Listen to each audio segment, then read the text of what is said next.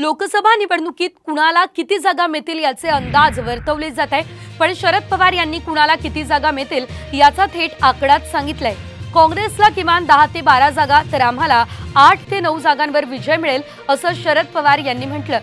दरम्यान मोदी किती वेळा महाराष्ट्रात येतात, यापूर्वी कोणत्याही पंतप्रधानाला इतक्या वेळेस महाराष्ट्रात येताना पाहिलं नव्हतं।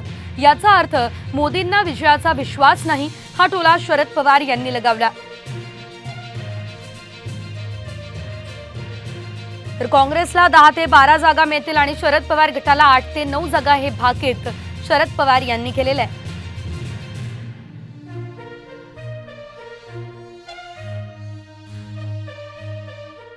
आम्हाला 5 जागा मिळाल्या आणि एक जागा तुमच्या औरंगाबादला एक MIM त्यांना मिळाली, म्हणजे 6 जागा सगळं महाराष्ट्रात मिळाल्या।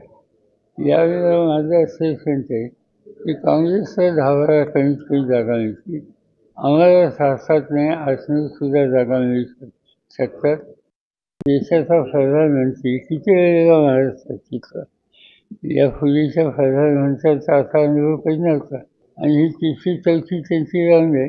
याच्यातून हे स्पष्ट होते की त्यांना कॉन्फिडन्स नाही आणि त्यासाठी हा पुन्हा त्यांचा